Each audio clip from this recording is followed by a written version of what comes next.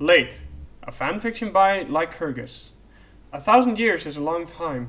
It's a longer time to spend in one place, and it's really a long time to spend in that one place, alone.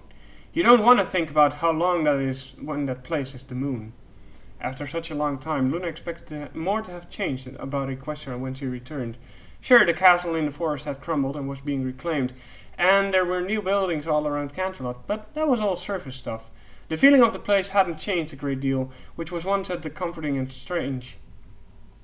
Comforting for the familiarity it brought, but strange because it felt certain that the passage of 1,000 years should have left some mark. The strangeness left her ill at ease, as if she was forgetting something. Maybe she was. After all, 1,000 years is a long time to try and hold on to your thoughts. Something, or even several somethings, could easily have slipped her mind in that time. But what? She returned with Celestia to the palace by carriage, the same carriage they had travelled in on unofficial business years all so long ago. They walked through the same palace corridors, past the same intricate trapezies, and even the same potted plants were still in recesses in the walls. At last, Luna stood outside the bedchamber she hadn't seen for a millennium. The same stern yet gentle plaque on the door in the standard equestrian private chambers of Princess Luna. The engraved floral border somehow managed to look regal, despite having being chosen when she was but a filly. Again, that feeling nagged. Everything was the same, but something was different, something important. But it could wait. There was so much to catch up on, and if this forgotten thing was really that important, she'd remember it in good time. Opening the door, memories flushed back.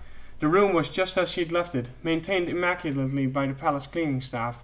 It could almost have been yesterday that she'd opened a letter from a secret admirer at her desk, the letter itself still pinned in its spot on the cardboard. It could have been just a day ago that Celestia was reading Luna one of those old tales before bed. Just last week that a passing swallow had alighted her on her windowsill to sing a playful song to her. Only last month that her reverie was interrupted by her sound of a throat being cleared.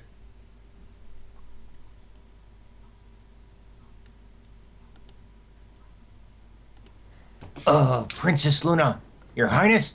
She turned to find an earth-stallion guard standing somewhat sheepishly outside the doorway, a letter held delicately in his mouth. Taking it from her with her magic, Luna dismissed him with a quick "thank you," and began, not a little excitedly, to open the first piece of mail she'd received in 1,000 years. It bore an official seal, which was interesting. She was only newly returned from her isolation on the moon, and had not yet been assigned any royal duties. Perhaps the letter had been waiting to be delivered when she left. Now intrigued to read it, she fetched the letter opener from her desk and began to open the envelope. No sooner that she had extracted a slip of paper from within than she was interrupted once more by the clearing of her throat at her doorway. The guard from earlier had returned, this time with a medium-sized box which looked like to be filled with more envelopes. Luna eyed the guard and his cargo quizzically. Apologies, Your Highness. The guard began. I went to mark that first as delivered. And, well, these were on top of one of your shelves. Apparently, they just kept piling up, so they got put in a box for you. Folks had almost forgot. They'd been there so long. He nosed the box in the room cautiously. My apologies again for the interruption, Your Highness, he said, before bowing slightly and turning to leave once more. Now intrigued, Luna refocused her attention to the first letter, dated just under 1,000 years ago. Dear patron, it began. Patron? She thought. Who addresses a princess as a... According to our records, you still have on loan... Oh no. One copy of an exhaustive history of Equestria, unabridged. Oh no. For the absence of which, we hereby regretfully issue a fine of... Luna almost couldn't bring herself to look at the next line. 3 gold bits. Wait, what? Payable by the 18th of this month. Sincerely yours, Blueberry Prance, Head Librarian, Royal Metropolitan Library of Canterlot. Luna laughed. For a moment she had worried that the book had never been returned, and that the fine would be much greater. 3 bits could be paid without trouble. Turning now to the box with envelopes, her heart skipped a beat. She hadn't noticed at first, but all the envelopes bore the same official seal as the one she just opened. Her pulse quickened as she realized that the envelopes followed a visible trend of aging from the one end of the box to the other. It couldn't be, she thought with a groan. Looking about the room, she tried to remember back 1,000 years. She had returned the book, right?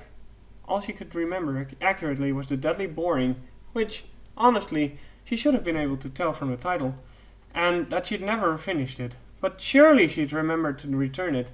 She must have, otherwise it would be still there, on a desk, under a small pile of papers, the corner sticking out and proudly showing part of its circular stamp. Metropolitan Library of Kent, it read, encircling a partially obscured official seal.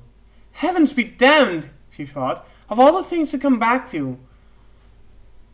After a brief pause to consider the humor of the situation, if a century after century on the moon had taught her anything, it was to look at life positively whenever possible.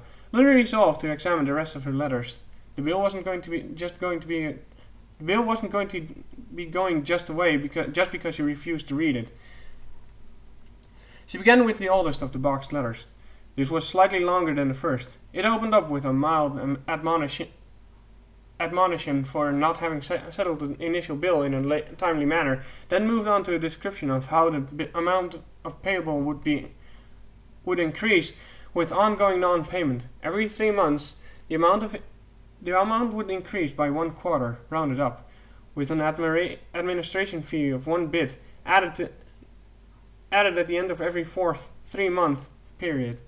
The letter closed with a new amount of payable, 3 bits and 3/4 bits.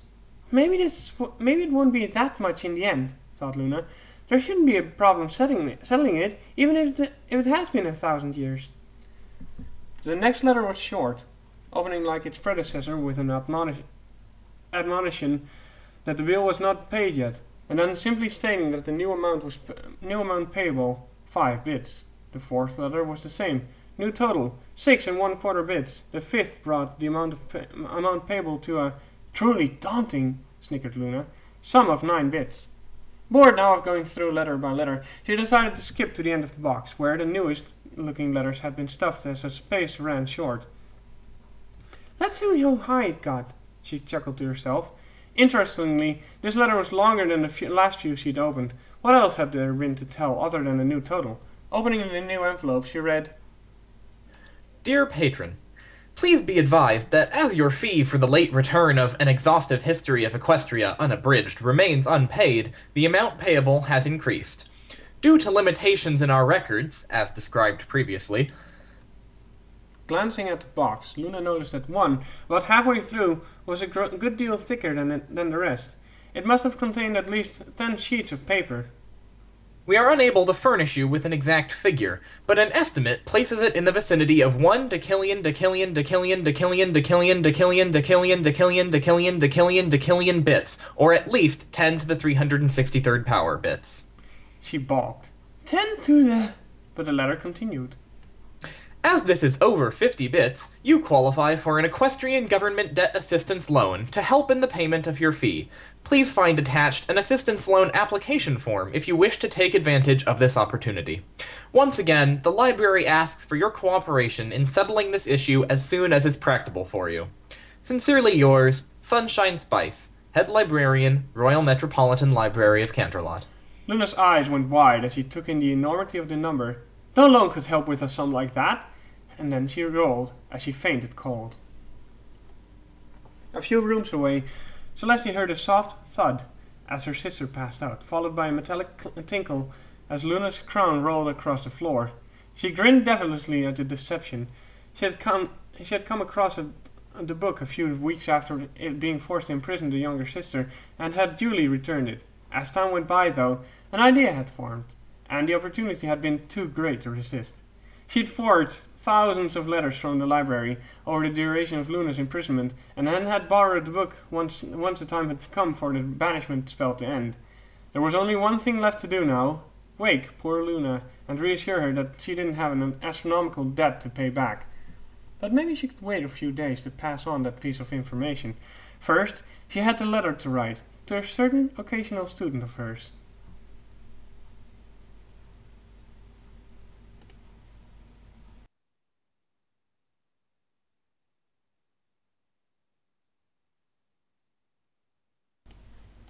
Sorry, mic mute.